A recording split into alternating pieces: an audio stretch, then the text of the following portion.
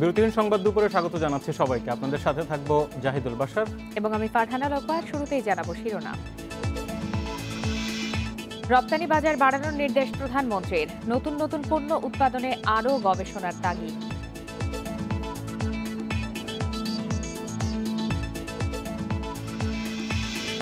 অস্থিতিশীল পরিবেশ সৃষ্টিতে রাজনৈতিক নেতারা জড়িত বললেন স্বরাষ্ট্রমন্ত্রী। প্রকাশ করা হবে তাদের পরিচয়।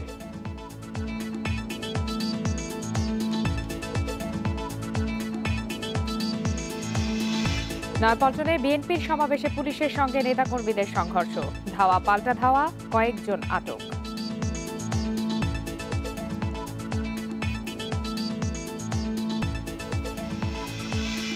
মাদক মামলায় পরিমণির জামিন বাড়ল 15 নভেম্বর পর্যন্ত। অভিযোগ গঠনের শুনানিও একই দিন।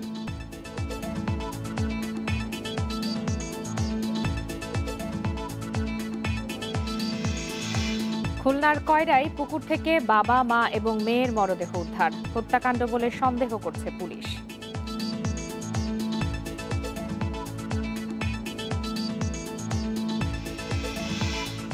শিরোনামের পর এবার জানাবো বিস্তারিত। নতুন নতুন পণ্য উৎপাদন ও রপ্তানি বাজার বাড়াতে ব্যবসায়ীদের নির্দেশনা দিয়েছেন প্রধানমন্ত্রী শেখ হাসিনা। সকালে Bangladesh trade and investment summit 2021-এর উদ্বোধনী অনুষ্ঠানে এই নির্দেশনা দেন তিনি। বলেন, বিনিয়োগ ও বাণিজ্য বাড়াতে সরকারের নানা উদ্যোগের পাশাপাশি চলছে নানা কূটনৈতিক কার্যক্রম। 7 দিনব্যাপী বাণিজ্য ও বিনিয়োগ সম্মেলনের আয়োজন করেছে বাংলাদেশ। এতে অংশ নিয়েছে 38টি দেশের 552টি প্রতিষ্ঠান। এর মধ্যে দেশীয় প্রতিষ্ঠান 281টি। বঙ্গবন্ধু আন্তর্জাতিক সম্মেলন কেন্দ্রের উদ্বোধনী অনুষ্ঠানে গণভবন থেকে যুক্ত হন প্রধানমন্ত্রী শেখ হাসিনা। বক্তব্যে বাংলাদেশে ব্যবসা পরিচালনা ও বিনিয়োগের নানা সুবিধা তুলে ধরে বিদেশি বিনিয়োগের আহ্বান জানান প্রধানমন্ত্রী। বলেন, বিনিয়োগ বান্ধব পরিবেশ সৃষ্টিতে অঙ্গীকারাবদ্ধ তার সরকার। আমরা বিনিয়োগ আকর্ষণ করবার জন্য এবং দ্রুত বাংলাদেশের অর্থনৈতিক উন্নতির লক্ষ্য নিয়ে পিপিপি অর্থাৎ পাবলিক প্রাইভেট পার্টনারশিপ এই পদ্ধতি আমরা গ্রহণ করেছি এবং এর আওতায় আমরা বর্তমানে প্রায় 79টি প্রকল্প বাস্তবায়ন করার শুরু হয়েছে। আমরা পদক্ষেপ নিয়েছি।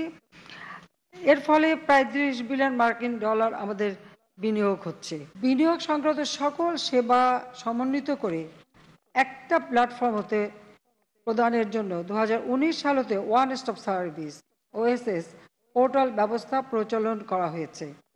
বৈশ্বিক চাহিদা বিবেচনায় নতুন নতুন পণ্যের উৎপাদন ও রপ্তানির বাজার বাড়াতে ব্যবসায়ীদের পরামর্শ দেন সরকার প্রধান।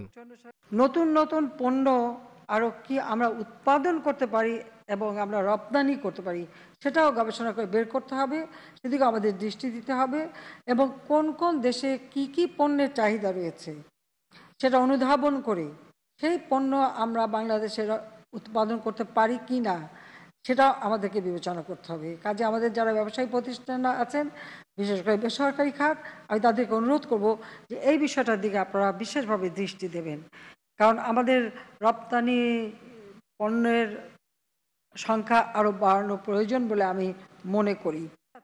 গত 13 বছরে বাংলাদেশ প্রতিটি খাতে কাঙ্ক্ষিত লক্ষ্যমাত্রা অর্জন করেছে জানিয়ে প্রধানমন্ত্রী বলেন, ভবিষ্যতে প্রাচ্য ও পাশ্চাত্যের যোগাযোগের মাধ্যম হবে বাংলাদেশ।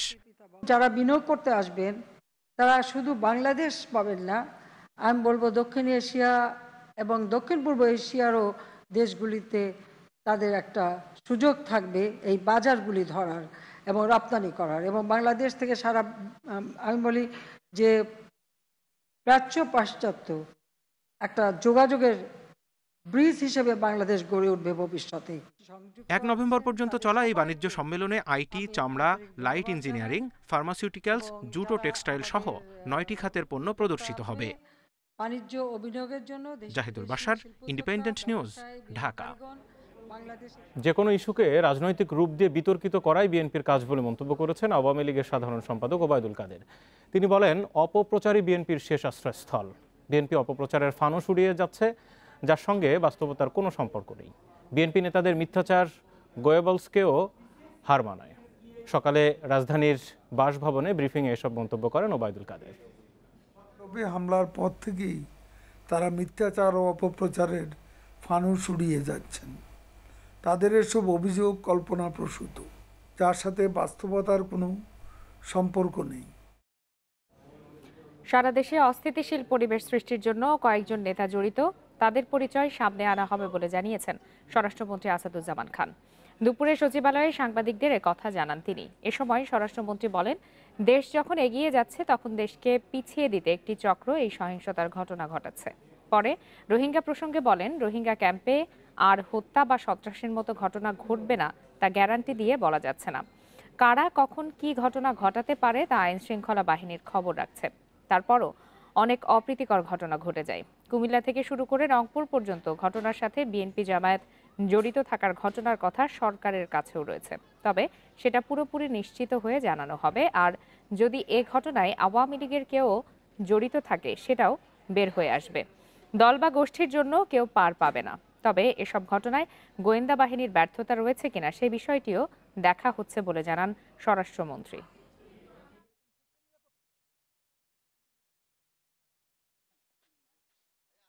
একটা চক্রান্ত, একটা অস্থিতিশীল পরিস্থিতি সৃষ্টি করার জন্য আমাদের চিহ্নিত কয়েকজন নেতাকর্মী এইগুলি উৎসাহ দিয়েছেন, এইগুলি ব্যবস্থা করেছেন। আমি সবগুলোর নামই আপনাদেরকে জানাবো, আর দুই একদিনের মধ্যে 164 প্রক্রিয়াটা শেষ হলেই জানাবো। এটা একটা সুপরিকল্পিতভাবে একটা অস্থিতিশীল পরিস্থিতি সৃষ্টি করার জন্য যুগ যুগ ধরে যেটা হিন্দু মুসলমানের একটা সাংস্কৃতিক বন্ধন ছিল সেটা বিনষ্ট করার জন্য এই সমস্ত ঘটনা ঘটিয়েছে। নোয়াখালীতে সাম্প্রদায়িক সহিংসতায় বিএনপির 4 কর্মী সহ আরও 8 জনকে গ্রেপ্তার করেছে আইনশৃঙ্খলা বাহিনী।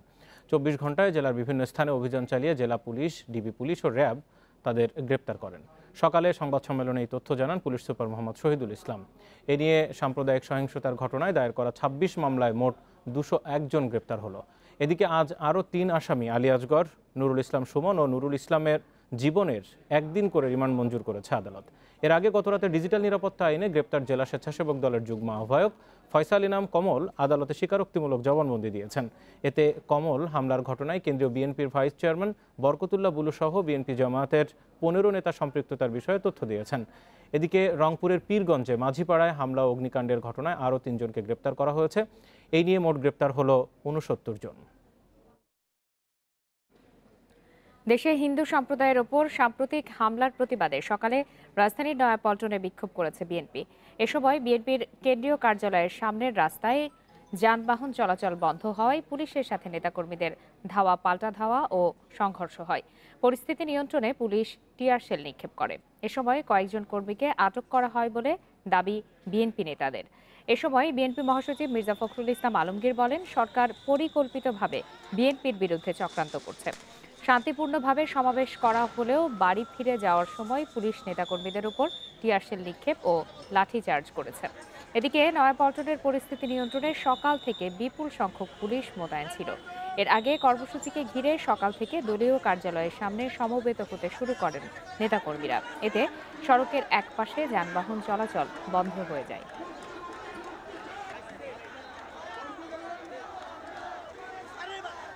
মিছিল সহকারে এদের নেতাকর্মীরা যখন এদের এখানে আসে, আমাদের পুলিশের উপর ইট পাটকেল ছুঁড়ে, তখন পুলিশ বাধ্য হয়ে লাঠিচার্জ করে।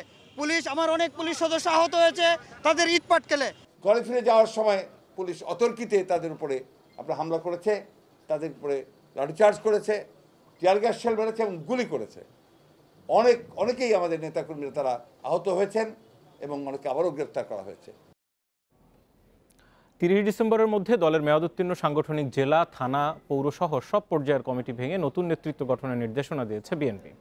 যোগ্য নেতৃত্ব তুলে আনতে কাউন্সিলের মাধ্যমে কমিটি গঠনের নির্দেশনাও দিয়েছে দলের শীর্ষ পর্যায়ের নেতারা। জ্যেষ্ঠ নেতারা জানান, নির্বাচনের আগে আন্দোলনের বিষয়টি মাথায় রেখেই দায়িত্ব দেওয়া হবে নতুন কমিটিকে। দ্বাদশ জাতীয় সংসদ নির্বাচন সামনে রেখে এরই মধ্যে দল গোছানোর কাজ শুরু করেছে বিএনপি।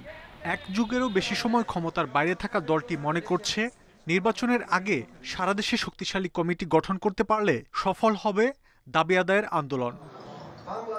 জ্যেষ্ঠ নেতারা বলছেন, 30 ডিসেম্বরের মধ্যে কমিটি গঠন শেষ করতে এরই মধ্যে কাজ শুরু করেছেন কেন্দ্রীয় নেতারা। যারা এই আন্দোলন সংগ্রাম বা নির্বাচন এগুলি করতে গিয়ে যারা হামলা, মামলা, নির্যাতন এগুলির শিকার, তাদেরকে অগ্রাধিকার হয়তো দেওয়ার একটা কথা বলা আছে, যাতে করে আমরা ত্যাগের নেতাদের দ্বারাই আমাদের কমিটিগুলো আমরা করতে পারি। তো আমাদের যে কমিটিগুলো যে স্বাভাবিক কার্যক্রম তো সাংগঠনিক কার্যক্রম তো আমরা করতে পারি নাই, সুতরাং সেখানে তো একটা পিছিয়ে পড়ার কারণে কম সময়ের মধ্যে এগুলো সমাপ্ত করার একটা সিদ্ধান্ত তো আসতে হবে, সেটাই হয়েছে। এদিকে এরই মধ্যে ঢাকা সহ কয়েকটি জেলায় মেয়াদোত্তীর্ণ কমিটি ভেঙে আহ্বায়ক কমিটি গঠন করেছে বিএনপি। সম্মেলনের মাধ্যমে উপজেলা কমিটি, পৌর কমিটি গঠন করবে। তারপরে আমরা জেলা কমিটি সম্মেলনের মাধ্যমে গণতান্ত্রিক প্রক্রিয়ায় আমরা করব। প্রশাসনের প্রতি আমাদের আহ্বান যে আপনারা আমাদেরকে অন্ততপক্ষে কোনো বাধার সৃষ্টি করেন না। নির্ধারিত সময়ের মধ্যে ওয়ার্ড বিলুপ্ত হয়েছে, ওয়ার্ডের তথ্য সংগ্রহ হয়েছে, সম্মেলনও শুরু হয়ে গেছে। অচিরেই আপনি দেখবেন প্রথমে ঢাকা মহানগরের উত্তরের এই 56টি ওয়ার্ড ঘোষিত হবে, সাথে সাথে থানা পর্যায়েও নতুন কমিটি এই বছর অর্থাৎ ডিসেম্বরের ভিতর যে কোনো সময় ঘোষিত হবে। আমরা এখন পর্যন্ত নির্ধারিত সময়ে আছি। কমিটি গঠনের ক্ষেত্রে গঠনতন্ত্র অনুযায়ী এক নেতা এক পদ কার্যকরেরও নির্দেশ দিয়েছেন বিএনপির শীর্ষ পর্যায়ের নেতারা। মাহমুদ শরীফ, ইন্ডিপেন্ডেন্ট নিউজ, ঢাকা। আপনারা দেখছেন বিরতিহীন সংবাদ দুপুর। সংবাদে আরো যা থাকছে। এবারও কেন্দ্রীয়ভাবে হচ্ছে না কর মেলা, নভেম্বরে কর অফিসেই মিলবে সব সেবা, জানালো এনবিআর।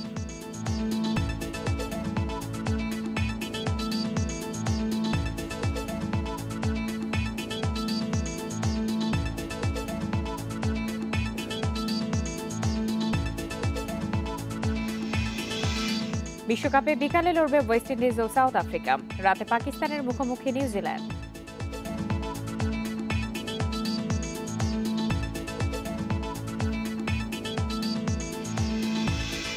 মাদক মামলায় চিত্রনায়িকা পরিমণির জামিনের মেয়াদ বাড়ল 15 নভেম্বর পর্যন্ত।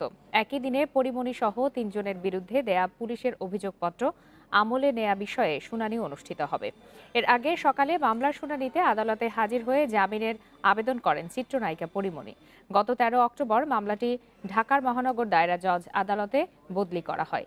পরে আদালত এই মামলার অভিযোগপত্র গ্রহণ বিষয়ে শুনানির জন্য আজকের দিন ঠিক করেন। পরিমণি ছাড়া এ মামলার অপর 2 আসামি হলেন আশরাফুল ইসলাম ও কবির হোসেন। পরিমণির সাথে বাকি 2 জনও জামিনে রয়েছেন। গত 4 আগস্ট রাজধানীর বনানীতে পরিমণির বাসায় অভিযান চালায় র্যাব। পরে তাকে গুলশান থানায় করা মাদকদ্রব্য নিয়ন্ত্রণ আইনের মামলায় গ্রেপ্তার দেখানো হয়।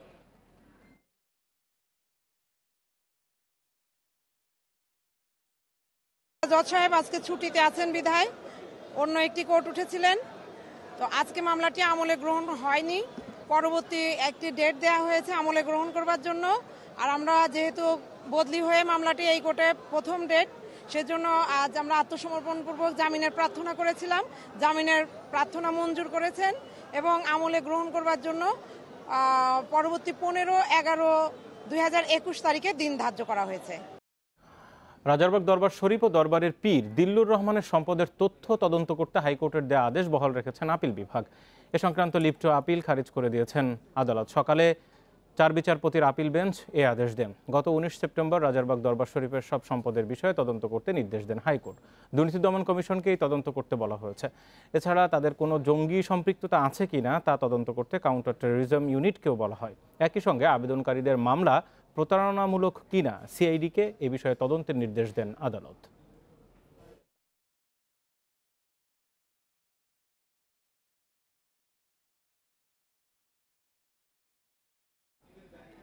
সার্ভার জটিলতায় জন্ম সনদ পেতে পোহাতে হচ্ছে চরম ভোগান্তি। শিশুদের স্কুলে ভর্তি সহ নানা প্রয়োজনে নিবন্ধন করতে পারছেন না নগরবাসী। অনেকে দিতে পারছেন না করোনার টিকা। সিটি কর্পোরেশন জানায় মূল সার্ভারে সমস্যা থাকায় সেবা দিতে পারছেন না তারা। এজন্য অসংখ্য আবেদন জমা পড়ে আছে। ঢাকা উত্তর ও দক্ষিণ সিটির সব অঞ্চলেই হচ্ছে ভোগান্তি। সময় মতো জন্ম নিবন্ধন না পাওয়ায় অনেক শিক্ষার্থীর ভর্তিতে অনিশ্চয়তা তৈরি হচ্ছে। কর্তৃপক্ষ বলছে একসঙ্গে অনেক বেশি আবেদন জমা পড়ার কারণে সার্ভার জটিলতা হচ্ছে। জন্ম নিবন্ধনের সার্ভার নিয়ন্ত্রণ হয় রেজিস্ট্রার জেনারেল অফিস থেকে। সার্ভার জটিলতার বিষয়ে তথ্য নেই তাদের কাছে। জানা গেছে শুধু ঢাকার 2 সিটি কর্পোরেশন নয়, জন্ম নিবন্ধন নিয়ে জটিলতা দেখা দিচ্ছে অন্যান্য সিটি কর্পোরেশন, পৌরসভা ও ইউনিয়ন পরিষদেও।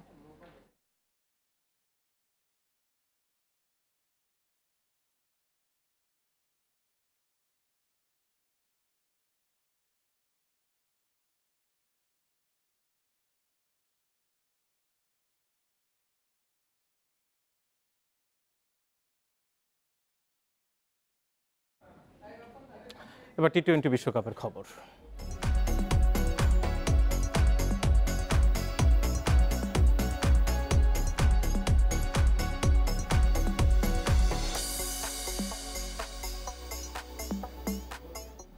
টি-20 বিশ্বকাপে আজ মাঠে নামবে জায়ান্টরা। দুবাইয়ে দিনের প্রথম ম্যাচে মুখোমুখি হবে সাউথ আফ্রিকা ও ওয়েস্ট ইন্ডিজ।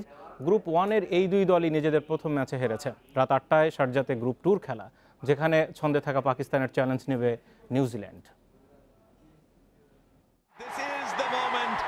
বিশ্বকাপে এই প্রথম প্রতাপশালী ভারতের বিপক্ষে জয়।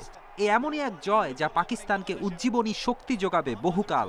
যাদের বিপক্ষে এর আগে কখনো জিতেইনি বিশ্বসেরার মঞ্চে, তাদের কিনা 10 উইকেটে হারালো বাবররা। রেকর্ড গড়া এই জয়ের একদিন বাদে শারজায় নামবে ম্যান ইন গ্রিন। আত্মবিশ্বাসের চূড়ায় থাকা পাকিস্তানকে রুখে দেয়া বেশ কঠিন হবে নিউজিল্যান্ডের জন্য। সফর বাতিল করায় আগে থেকেই কিউয়েদের উপর তেতে আছে পাকিস্তান। মাঠের লড়াই জিতে দিতে চায় কড়া জবাব। নিউজিল্যান্ডের পরিস্থিতি ভালো না। ইংল্যান্ড অস্ট্রেলিয়ার বিপক্ষে দুটি ওয়ার্ম আপ ম্যাচই হেরেছে। দলের অন্যতম সেরা ব্যাটসম্যান কেন উইলিয়ামসন কনুয়ের চোটে ভুগছেন। প্রথম ম্যাচে কিউই অধিনায়ককে পাওয়া নিয়ে শঙ্কা আছে। দিনের আরেক ম্যাচে ওয়েস্ট ইন্ডিজ সাউথ আফ্রিকা লড়াই। দুই দলেরই বিশ্বকাপের শুরুটা হার দিয়ে। স্বল্প পুঁজি নিয়ে অস্ট্রেলিয়ার সঙ্গে তুমুল লড়াই করেছে প্রোটিয়ারা, তারপরও হারতে হয় 5 উইকেটে। আর ক্যারিবীয়দের পরাজয় রীতিমতো বিব্রতকর। ইংলিশদের বিপক্ষে বর্তমান চ্যাম্পিয়নরা মাত্র 55 রানে অল আউট হয়। ম্যাচ হারে 6 উইকেটে 70 বল বাকি থাকতে। হারের গ্লানি ভুলে প্রোটিয়াদের বিপক্ষে ঘুরে দাঁড়াতে মরিয়া উইন্ডিজ। রাবাদা নোকিয়ার পেস সামলানো সহজ হবে না গেইল পোলার্ডদের জন্য। পরিসংখ্যানে এগিয়ে আছে সাউথ আফ্রিকা। দু দলের মুখোমুখি 15 লড়াইয়ে প্রোটিয়াদের জয় 9টি। সবশেষ দ্বিপাক্ষিক সিরিজও ডিককরা জিতেছে। ফেরদৌস ইসলাম, ইন্ডিপেন্ডেন্ট নিউজ। শ্রীলঙ্কা ম্যাচের ধকল কাটাতে সোমবার বিশ্রামে ছিল বাংলাদেশ দল। অনেকেই হোটেল জিমে সময় দিয়েছেন। ব্যর্থতা ভুলে ইংল্যান্ড চ্যালেঞ্জে ফোকাস রাখছে টাইগাররা। বিশ্বকাপে এখন পর্যন্ত সফল নাইম শেখ ধারাবাহিকতা রাখতে চান। অন্যদের ওপরে ভরসা রেখে সামনের ম্যাচগুলোতে ভালো কিছুর প্রত্যাশা নাইমের। তামিম না থাকায় বিশ্বকাপের জন্য প্রস্তুত করা হয়েছে নাইমকে। তারপরেও প্রথম ম্যাচে তাকে খেলানো হয়নি। আলোচনা সমালোচনার পর ফেরানো হয় একাদশে। তার প্রতিদান দিয়েছেন এই ওপেনার। ওমানের বিপক্ষে খেলেছেন ম্যাচ জয়ী 64 রানের ইনিংস। মাঝে পাপুয়া নিউগিনির বিপক্ষে 0-তে ফিরেছেন। চূড়ান্ত পর্বের প্রথম ম্যাচে আবারও জ্বলে উঠেছেন। 62 করে বাংলাদেশকে বড় পুঁজি এনে দিয়েছিলেন, যদিও অন্যদের ব্যর্থতায় জয় আসেনি। সামনে আরও কঠিন লাইন আপের বিপক্ষে ধারাবাহিকতা রাখার লক্ষ্য টাইগার ওপেনারের। প্রতিটা ব্যাটসম্যানেরই ব্যক্তিগত একটা প্ল্যান থাকে, আমারও আছে। আর উইকেট এসেস করে তো অবশ্যই খেলতে হয়। উইকেট কন্ডিশন এগুলা দেখে তারপর প্ল্যানের সাথে অ্যাডজাস্ট করে তারপর ব্যাটিং করতে হয়। শ্রীলঙ্কাকে হারাতে পারলে আত্মবিশ্বাস ফিরে পাওয়া যেত। ইংল্যান্ড অস্ট্রেলিয়ার মতো দলের বিপক্ষে লড়াইয়ের সাহস পাওয়া যেত। তেমনটা হয়নি। মাহমুদুল্লাহ মুশফিকদের কথায় বারবার ফুটে উঠেছে হতাশা। বড় চাপে রয়েছে পুরো দল, স্পষ্ট হয়েছে। সবকিছু ভুলে নতুন দিনে নতুনভাবে শুরু করতে চান নাইম। দুবাই ওমানের কন্ডিশন সিমিলার, তো আমরা অনেক দিন ধরে এখানে আছি। আমাদের এই কন্ডিশন আমরা এখন মোটামুটি ভালো অ্যাডজাস্ট। সামনে একটা একটা করে ম্যাচ বাই ম্যাচ আমরা ফোকাস করার জন্য, আর 3টা ডিপার্টমেন্টে আমাদের ভালো করার লক্ষ্য থাকবে, এটাই। ভ্রমণ ক্লান্তি আর টানা ম্যাচের ধকল কাটাতে সোমবার বিশ্রামে কাটিয়েছেন মুশফিক সাকিবরা। প্রয়োজন মতো অনেকেই জিম করেছেন। ম্যাচের আগের দিন আবুধাবির কন্ডিশন বুঝে ইংল্যান্ডকে নিয়ে পরিকল্পনা করবে টিম টাইগার্স। একদিনের বিশ্রাম, সে বিশ্রাম আর বিশ্রাম থাকেনি। হোটেলবন্দি থেকে ক্রিকেটাররা কাজ করেছেন ভুল ত্রুটি নিয়ে। কতটা শুধরাতে পেরেছেন জানা যাবে ইংল্যান্ডের বিপক্ষে। আর ভুল ত্রুটি শুধরে যদি জয় আসে, সেই জয় হতে পারে নানা অর্জনের শুরু। মাজারুল ইসলাম, ইন্ডিপেন্ডেন্ট নিউজ, দুবাই, সংযুক্ত আরব আমিরাত।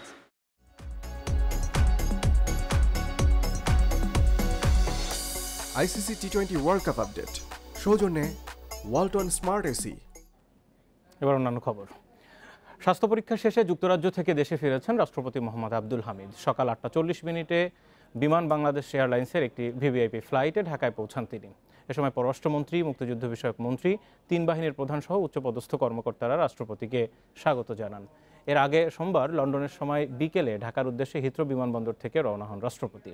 বিমানবন্দরে তাকে বিদায় জানান যুক্তরাজ্যে নিযুক্ত বাংলাদেশের হাই কমিশনার ও লন্ডনে বাংলাদেশ মিশনের ঊর্ধ্বতন কর্মকর্তারা। গত 9 অক্টোবর রাষ্ট্রপতি জার্মানির উদ্দেশ্যে ঢাকা ছাড়েন। 19 অক্টোবর বার্লিন থেকে লন্ডনে পৌঁছান। 77 বছর বয়সী রাষ্ট্রপতি আব্দুল হামিদ দীর্ঘদিন ধরে গ্লুকোমায় ভুগছেন।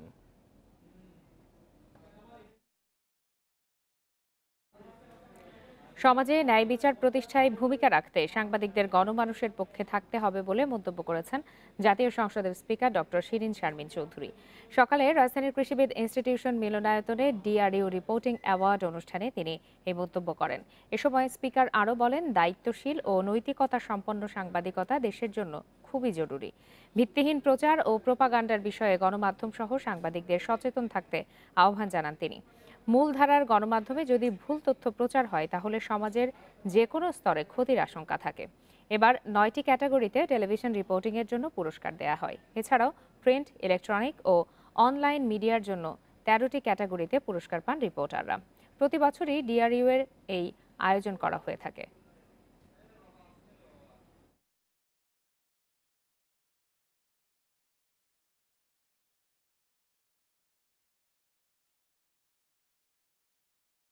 দায়িত্বশীল এবং নৈতিকতা সম্পন্ন সাংবাদিকতা একান্ত অপরিহার্য।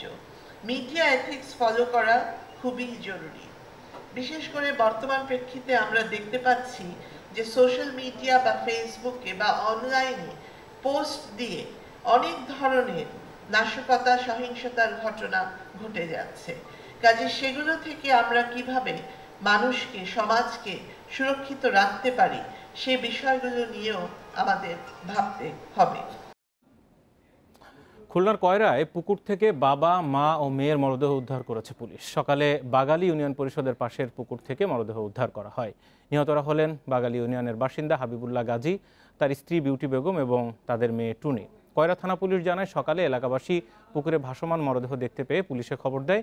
মরদেহ পুকুর থেকে তোলার পর থানায় নেওয়া হয়েছে। স্থানীয়রা বলছেন, নিহতদের শরীরে ধারালো অস্ত্রের আঘাতের চিহ্ন পাওয়া গেছে।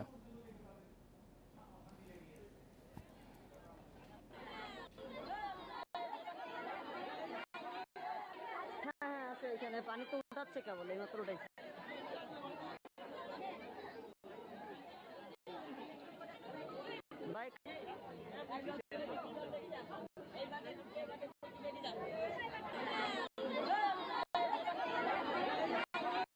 করোনা সংক্রমণের ঝুঁকি থাকায় এবারও কেন্দ্রীয়ভাবে আয়কর মেলা করছে না জাতীয় রাজস্ব বোর্ড এনবিআর। তবে গত বছরের মতো নভেম্বর মাস জুড়ে কর অফিসেই মিলবে রিটার্ন জমা দেওয়ার সব সেবা। পাশাপাশি কোনো ডকুমেন্ট আপলোড না করেই অনলাইনেও দেয়া যাচ্ছে রিটার্ন। মঙ্গলবার সকালে রাজধানীর সেগুনবাগিচায় সংবাদ সম্মেলনে এসব তথ্য জানান এনবিআর চেয়ারম্যান। আয়কর রিটার্ন জমা নিতে মাসব্যাপী বিশেষ সেবা দেওয়ার পরিকল্পনা নিয়েছে এনবিআর। চেয়ারম্যান জানান, সারা দেশে 31টি কর অঞ্চলের 649 সার্কেলে 1 থেকে 30 নভেম্বর পর্যন্ত অফিস সময়ে দেয়া যাবে রিটার্ন। ঢাকার সরকারি কর্মকর্তাদের সুবিধায় কর অঞ্চলের পাশাপাশি সচিবালয় ও অফিসার্স ক্লাবে বিশেষ বুথ করা হবে। এছাড়া সশস্ত্র বাহিনীর সদস্যদের জন্য সেনামা লঞ্চে 9 ও 10 নভেম্বর বিশেষ আয়োজন থাকবে। 24 নভেম্বর সারা দেশের শীর্ষ 666 করদাতাকে সম্মাননা দেবে এনবিআর। নিরবচ্ছিন্নভাবে আয়কর রিটার্ন গ্রহণ করা হবে এবং রিটার্ন দাখিলকারীদের যত ধরনের সহযোগিতা আছে সেটা করা হবে এবং প্রাপ্তি স্বীকারপত্র ইনস্ট্যান্ট সেখানেই দিয়ে দেওয়া হবে। এনবিআর চেয়ারম্যান জানান, 10 অক্টোবর থেকে অনলাইনেও রিটার্ন জমা দেওয়া যাচ্ছে। এই রিটার্ন সিস্টেমে কর নির্ধারণ হচ্ছে স্বয়ংক্রিয়ভাবে। দলিলপত্র আপলোড করার ঝামেলাও নেই। তবে যাদের একাধিক উৎস, যেমন ব্যাংক, সঞ্চয়পত্র অফিস থেকে আয়কর কর্তন করা হয়, তারা অনলাইনে রিটার্ন পূরণ করতে পারবেন। জমা দিতে হবে সরাসরি। এনবিআর চেয়ারম্যান জানান, অনলাইন রিটার্ন ব্যবস্থা শিগগিরই পূর্ণাঙ্গ ও স্বয়ংক্রিয় হবে। তখন কাউকেই অফিসে গিয়ে রিটার্ন দিতে হবে না। nbr.gov.bt দিয়েই এনবিআর ওয়েবসাইটে পেয়ে যাবে। এনবিআর এর ওয়েবসাইটে গেলেই মাথার উপরে স্ক্রলে আসতেছে যে অনলাইন রিটার্ন সাবমিট করতে চান কিনা। জাস্ট ওইখানে যে ক্লিক করেন, আপনারা অনলাইন রিটার্ন সাবমিশনের পেজে চলে যাবেন এবং সেই পেজে যে যখন প্রতি পেজে সেখানে যখন প্রতি পেজে আপনারা ভিজিট করবেন, তখন সেখানেই কার্সর নিয়ে গেলেই বলা থাকবে যে এখানে আপনি বা এই বক্সে আপনি কি তথ্য দিতে হবে, কিভাবে সেই তথ্য দিবেন।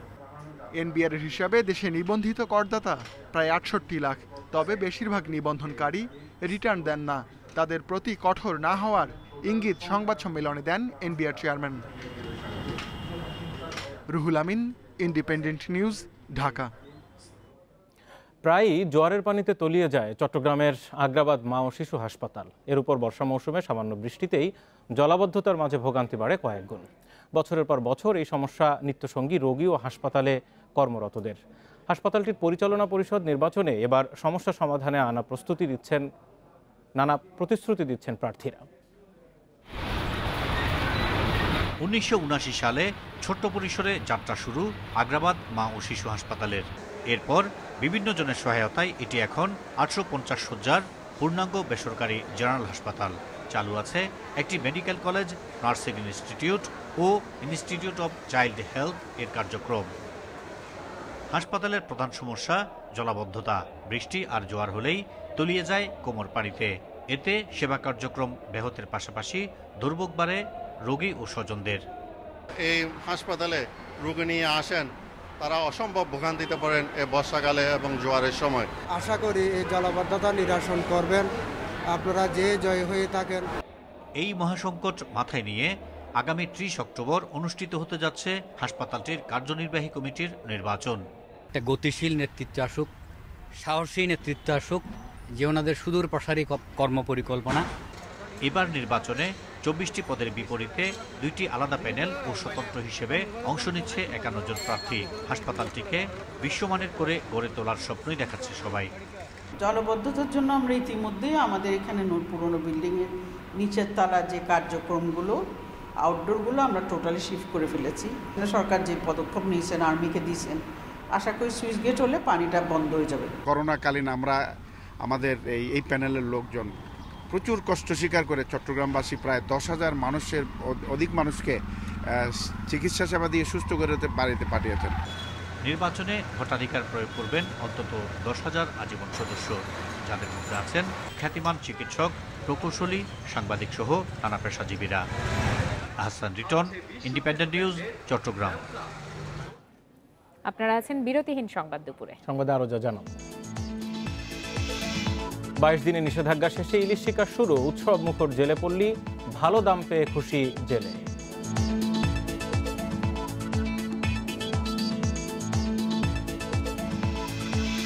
রেকর্ড মাত্রায় পৌঁছেছে বায়ুমণ্ডলে ক্ষতিকর গ্যাসের উপস্থিতি। করোনা লকডাউনেও কমেনি দূষণের হার।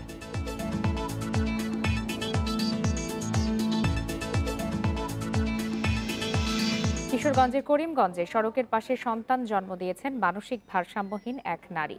রবিবার গভীর রাতে প্রসব যন্ত্রণায় ছটফট করার সময় ওই নারীর পাশে দাঁড়ায় কয়েকজন এলাকাবাসী। খবর পেয়ে পুলিশ ঘটনাস্থলে পৌঁছানোর আগেই জন্ম হয় শিশুটির।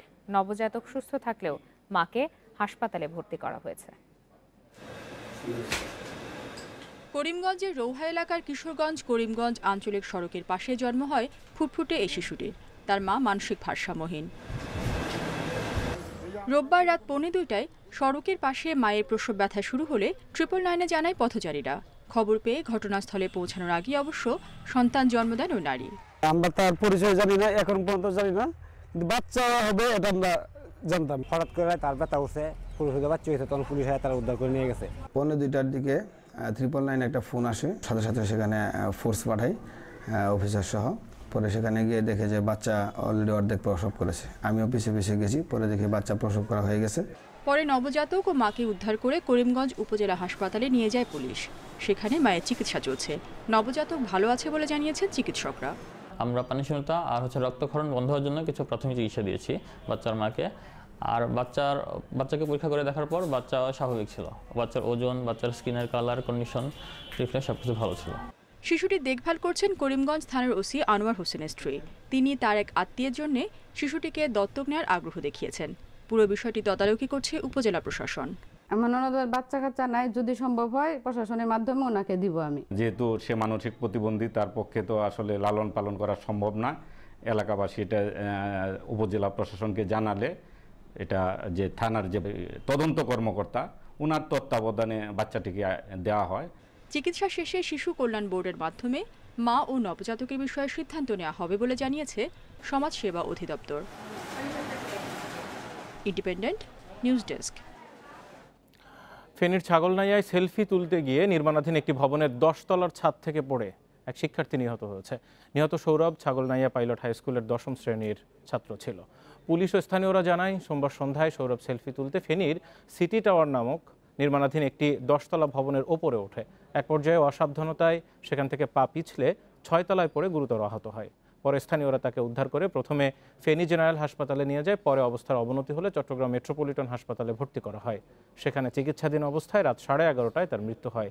সৌরভ ছাগলনাইয়া উপজেলা আওয়ামী লীগের সাংগঠনিক সম্পাদক নুরুল হকের ছেলে।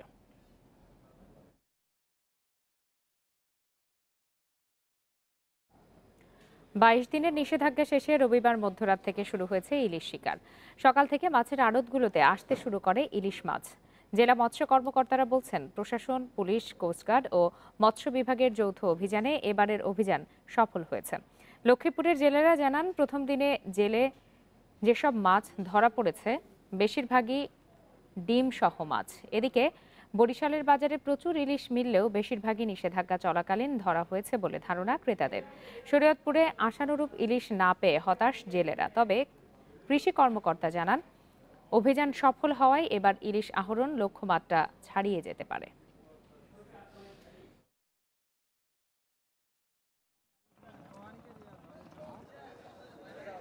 আমরা তো এতদিন গাঙের নামই নাই, আজকে নদীতে গেছিলাম তো মোটামুটি পাইছি। খেয়া একটা মারছি, মারার পর মনে করেন যেন ডিম দু একটা আছে বা কেউ নাই।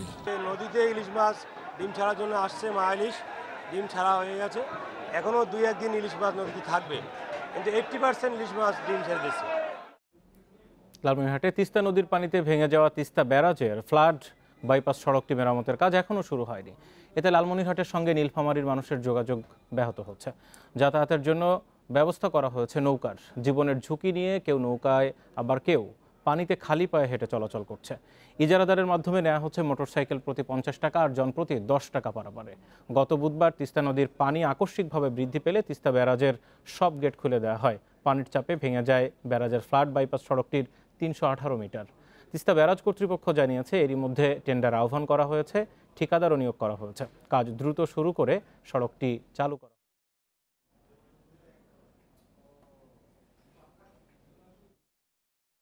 এটা ভাঙ্গার ফলে নীলফামারী জেলা সহ শুরু করে পঞ্চগড়, ঠাকুরগাঁ, রংপুর সমস্ত জায়গা বিচ্ছিন্ন হয়ে গেছে। এটা তো আমরা এখন বিচ্ছিন্ন বলা চলে আর কি। যদি আমরা টিকিট কেটে এই নৌকার অপেক্ষায় থাকি, রিজার্ভ নৌকার অপেক্ষায়, তাহলে আমাদের অনেক সময় লস হবে। এই জন্য আমরা টিকিট কেটে আবার বাইপাস করে এমার্জেন্সিতে আস্তে আস্তে আবার 10 টাকা করে দিই। 15 দিন পর পরীক্ষামূলকভাবে চালু হলো শিমুলিয়া বাংলাবাজার নৌ রুটে ফেরি চলাচল।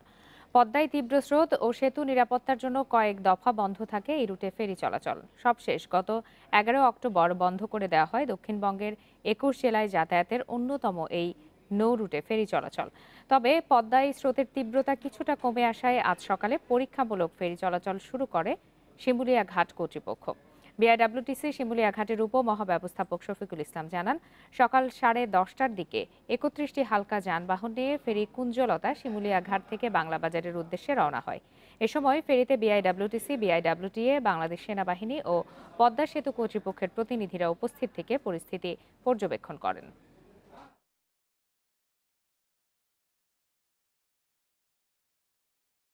এখন যেহেতু পরীক্ষামূলকভাবে এটা চালু হচ্ছে, তো আমরা চাই যে এটা এখন চালু হোক, স্বাভাবিকভাবে হয়ে যাক, যাতে জনগণ দুর্ভোগে আর না পড়ে। তো আর ইচ্ছে দেওয়া গেলে 2 থেকে নর্মালি 4-5 ঘন্টা ডিফারেন্স, তো এটা দেওয়া গেলে সবসময় সুবিধা।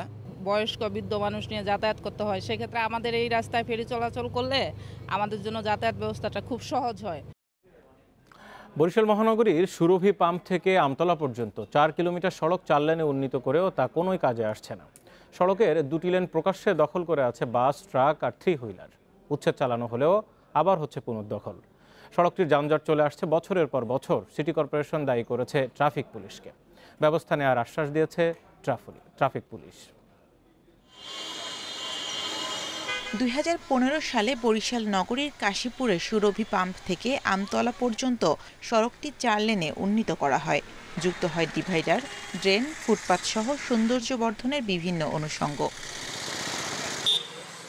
এই প্রকল্পের উদ্দেশ্য ছিল বর্ধিত 2 পাশের লেনে চলাচল করবে নগরীর ছোট যানবাহন, আর মূল লেনে চলবে দূরপাল্লার ভারী যানবাহন।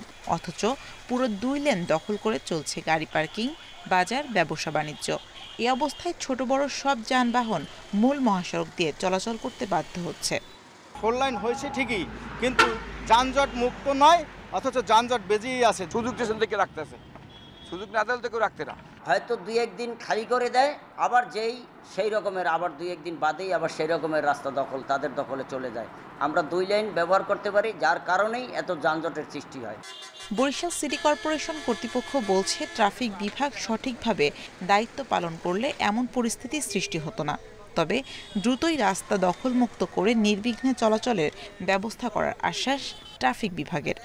5 মাস আগে একটি ঝটিক অভিযান চালিয়েছিলাম এই 2 লেন এর অবৈধ দখল অপসারণের জন্য, এবং সেগুলো অপসারিত সে সময় হয়েও ছিল। মাসখানেক এই 2 লেন পরিষ্কারও ছিল, আবার ধীরে ধীরে আসছে। আমরা চেষ্টা করছি যে যাতে করে মূল রাস্তার উপর, সড়কের উপরে বাসগুলো না দাঁড়াতে পারে। আমাদের রেগুলারই আমরা যে মালিক সমিতি এবং শ্রমিক সমিতি আছে তাদের সাথে কথা বলছি, এবং আইনানুগ যে ব্যবস্থাগুলো আছে এগুলো আমরা গ্রহণ করছি। 29 কোটি টাকা ব্যয়ে 4 লেনের 4 কিলোমিটার এই রাস্তা নির্মাণ করে সড়ক ও জনপথ বিভাগ। Independent News desk. ভাইরাসবাহিত হ্যান্ড, ফুট অ্যান্ড মাউথ রোগে আক্রান্তের সংখ্যা বেড়েছে রাজধানীর হাসপাতালগুলোতে। প্রতিদিন শিশু হাসপাতালেই চিকিৎসা নিচ্ছে 7 থেকে 10 জন।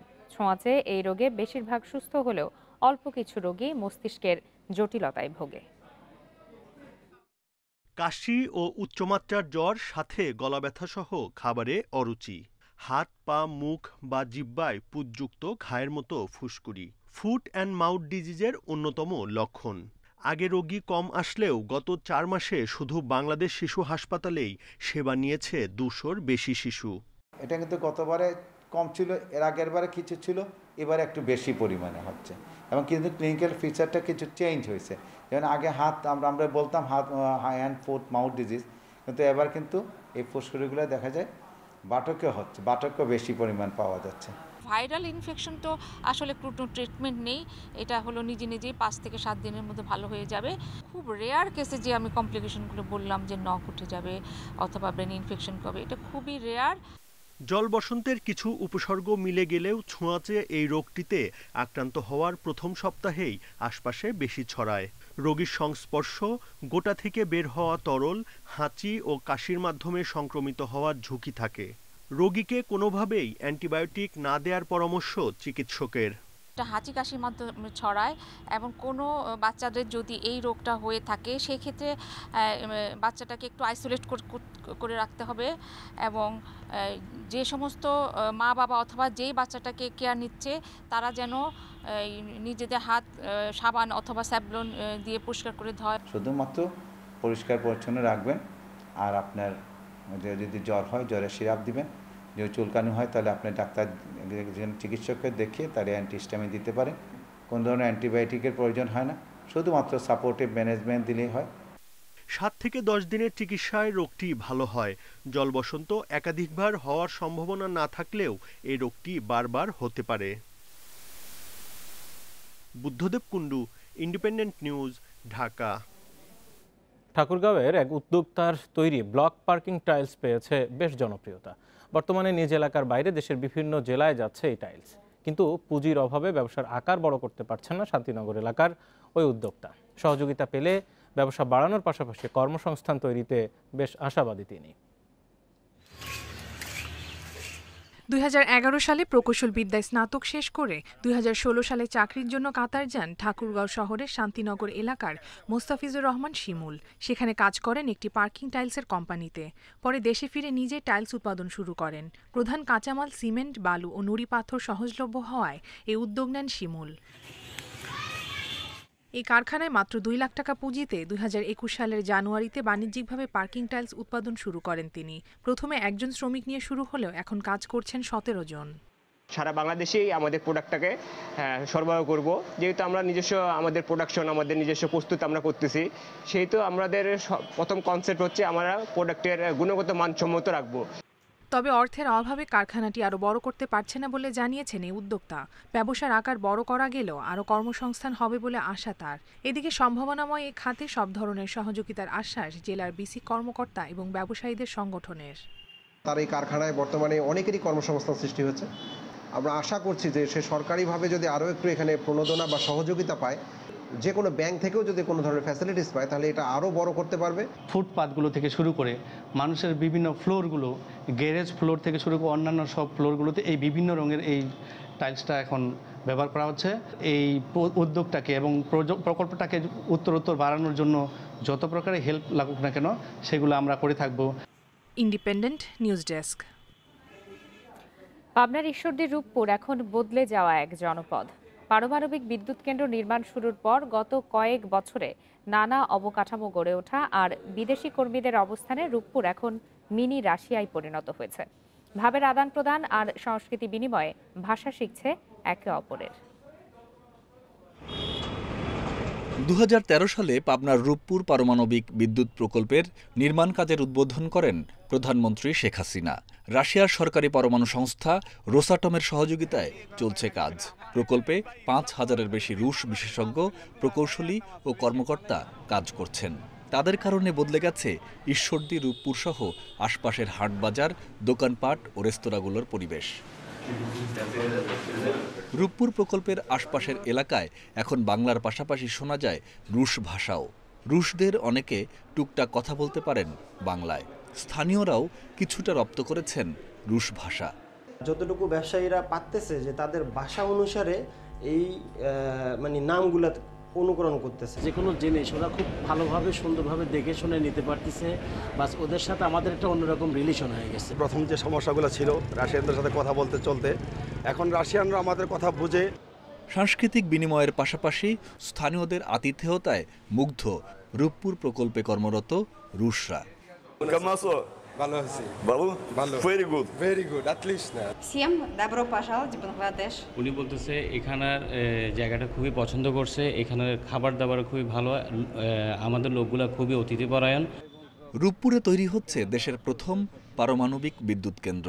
প্রকল্প ঘিরে কর্মসংস্থান হয়েছে বহু মানুষের। Independent News desk. বর্ষার বিদায়ের সাথে সাথে ভোরের শিশির জানান দিচ্ছে প্রকৃতিতে শীতের আগমনী বার্তা। দিনে গরম পড়লেও সূর্য ডুবির পরপরই শুরু হয় শীতের আমেজ। গরম কাপড়ে শীত নিবারণের প্রস্তুতি নিচ্ছেন অনেকে। বৃষ্টি কম হওয়ায় এবার শীতের তীব্রতা বাড়তে পারে বলছেন আবহাওয়াবিদরা। কুয়াশার চাদর সরিয়ে পূবের আকাশে উঁকি দিচ্ছে সূর্য। সকালের আকাশে ছড়াচ্ছে মিষ্টি রোদের বারতা।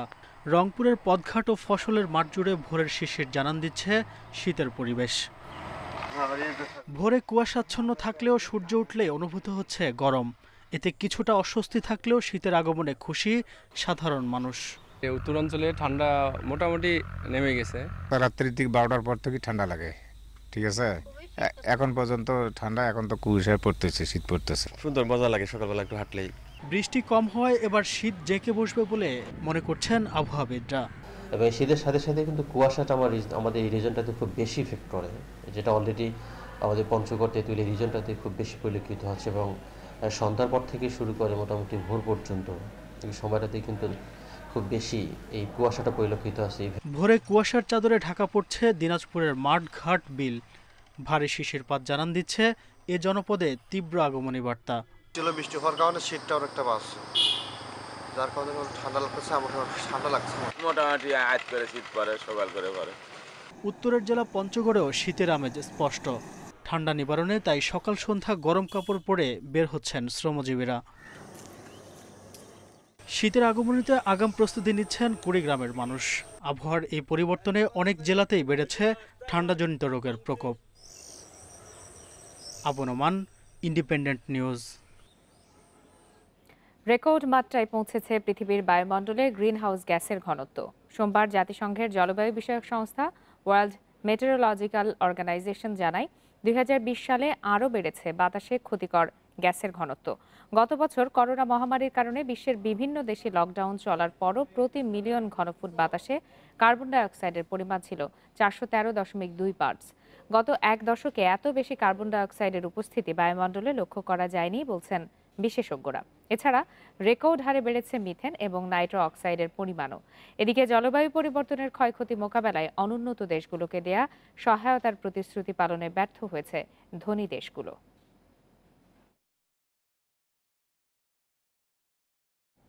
বিশ্বে করোনায় একদিনে 4,900 জনের মৃত্যু হয়েছে। নতুন শনাক্ত 3,12,000 জন রোগী। এই নিয়ে বিশ্বজুড়ে করোনায় মোট প্রাণহানি ছাড়িয়েছে 49,69,000, আর এ পর্যন্ত শনাক্ত 24,47,00,000-এরও বেশি।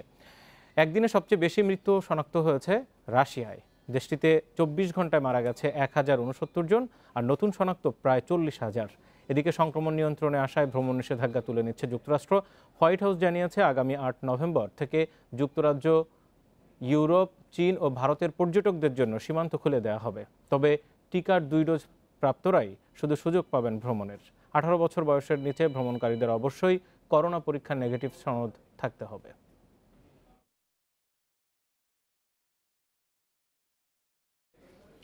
সুদানে অভ্যুত্থানের বিরুদ্ধে বিক্ষোভের সময় সেনাদের গুলিতে অন্তত 7 জন নিহত হয়েছে, আহত হয়েছে প্রায় 150 জন। সরকার ভেঙে দিয়ে সেনাবাহিনী জরুরি অবস্থা জারির পর রাজধানী খার্তুম সহ দেশজুড়ে বিক্ষোভ শুরু হয়। সার্বিক পরিস্থিতিতে উদ্বেগ জানিয়েছে জাতিসংঘ সহ আন্তর্জাতিক সম্প্রদায়।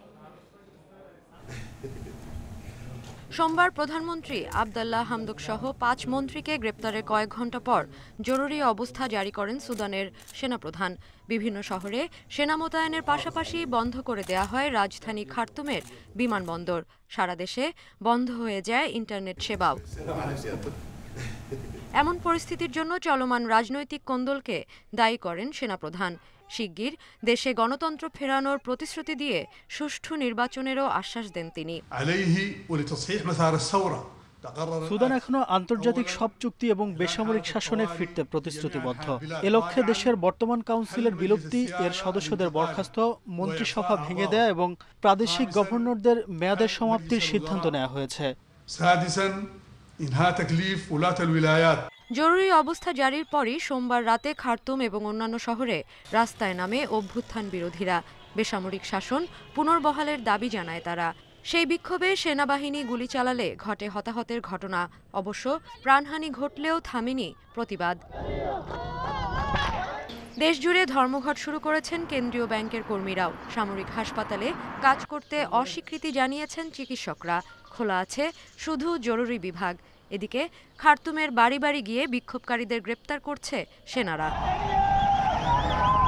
সেনাবাহিনী ক্ষমতা দখল করলেও সুদানের তথ্য মন্ত্রণালয় বলছে জরুরি অবস্থা জারির এখতিয়ার শুধু প্রধানমন্ত্রীর। সেনাবাহিনী যা করছে তা অপরাধ বলেও জানানো হয়। সুদানে সেনা অভ্যুত্থানের নিন্দা জানিয়েছে আন্তর্জাতিক সম্প্রদায়। এরই মধ্যে $70 কোটি ত্রাণ সহায়তা স্থগিত করেছে যুক্তরাষ্ট্র। দীর্ঘদিনের প্রেসিডেন্ট ওমর আল বশিরকে ক্ষমতাচ্যুত করে 2019 সালে সুদানের সামরিক বেসামরিক নেতার সমন্বয়ে অন্তর্বর্তী সরকার গঠিত হয়। Sadia ফ্রিন, independent news. লিভারপুলের কাছে ম্যানচেস্টার ইউনাইটেডের 5-0 গোলে হারের পর কোচকে দায়িত্ব থেকে অব্যাহতি দেওয়ার কথা ভাবছে ক্লাব। পরবর্তী ইউনাইটেড বস নিয়েও শুরু হয়েছে গুঞ্জন। অ্যান্তনিও কন্তেকে দায়িত্ব দেওয়া হতে পারে, খবর দিচ্ছে ব্রিটিশ মিডিয়া। তবে ইন্টার মিলানের সফল কোচের কাছে এখনও অফিসিয়াল প্রস্তাব যায়নি। রোম যখন আগুনে পুড়ছিল, সম্রাট নিরো তখন বাঁশি বাজাচ্ছিল। ইতিহাসের এই ঘটনার সত্যতা নিয়ে প্রশ্ন থাকলেও ইপিএলে ঘটেছে এমন কাণ্ড। নিজ মাঠ ওল্ড ট্রাফোর্ডে লিভারপুলের কাছে 5-0 গোলে দল যখন বিধ্বস্ত, ম্যানেজার সুলশায়ার তখন ভক্ত সমর্থকদের সাথে সেলফি তোলা আর অটোগ্রাফ দেয়ায় ব্যস্ত। এমন বাজে হারে নিজের দায় নিয়েছেন ক্রিশ্চিয়ানো রোনালদো। অথচ সংবাদ সম্মেলনেও রেড ডেভিলস ম্যানেজার ছিলেন নির্ভার, যেন বুঝেই গেছেন বিদায়ের ঘণ্টা বেজে গেছে। ইপিএলে 9 ম্যাচে 14 পয়েন্ট নিয়ে টেবিলের সাথে ইউনাইটেড। সুলশায়ারের পর কে হবে ইউনাইটেড বস, তার খোঁজও শুরু করে দিয়েছে ইংলিশ ক্লাবটি। গেল মৌসুমে ইন্টার মিলানের শিরোপাজয়ী কোচ অ্যান্তনিও কন্তে রয়েছেন পছন্দের শীর্ষে। ব্রিটিশ গণমাধ্যমের দাবি, বছরে 10 মিলিয়ন ইউরো বেতনে রোনালদো পগবাদের কোচিংয়ে দেখা যেতে পারে তাকে। এখানেই আসছে নতুন এক আলোচনা। ইউভেন্টাসে অ্যালেগ্রির বিদায়ের পর হট সিটে কন্তেকে চাননি রোনালদো। ফলে এখন ইউনাইটেড জার্সিতে রোনালদো মত বদলাবেন কিনা সেটাই প্রশ্ন। শোনা যাচ্ছে জিনেদিন জিদানের নামও। রিয়াল মাদ্রিদকে জিতিয়েছেন টানা 3 চ্যাম্পিয়ন্স ট্রফি, 2 লা লিগা শিরোপা সহ গুরুত্বপূর্ণ পদক। তবে গ্যালাকটিকোদের হয়ে দ্বিতীয় ইনিংস সুখের হয়নি। কন্তে নাকি জিদান নাকি অন্য কেউ জানতে খুব বেশি সময় লাগার কথা নয়। Roksana Afroz, Independent News. English Carabao কাপে কোয়ার্টার ফাইনালে আজ চেলসির মুখোমুখি হবে সাউদাম্পটন। ম্যাচ শুরু রাত 1:45। একই সময়ে আর্সেনালের ঘরের মাঠে খেলবে লিডস ইউনাইটেড। প্রিমিয়ার লিগে ভালো সময় যাচ্ছে চেলসির। ইউরোপ সেরার লড়াইয়ে ছন্দে রয়েছে টুখেলের দল, তাই সাউদাম্পটনের বিপক্ষে জেতার ব্যাপারে আত্মবিশ্বাসী ব্লুজ। ইনজুরিতে লুকাকু, পুলিসিচের সাথে যুক্ত হয়েছেন টিমো ওয়ার্নার। চোটের কারণে ছিটকে গেছেন এনগুলো কন্তে। আক্রমণে কাই হাভার্টসের সাথে ম্যাসন মাউন্ট, হ্যাডসনে ভরসা কোচের। শেষ 5 দেখায় প্রতিপক্ষের বিপক্ষে 2 জয় 2 ড্র চেলসির। অন্যদিকে সব প্রতিযোগিতা মিলিয়ে টানা 7 ম্যাচ অপরাজিত আর্সেনাল। লিডসের সাথে জয় দিয়েই এই রাউন্ড পার করতে চায় আর্তেতার দল। গানারদের শক্তিমত্তা ওবামেয়াং, এমিলি স্মিথ।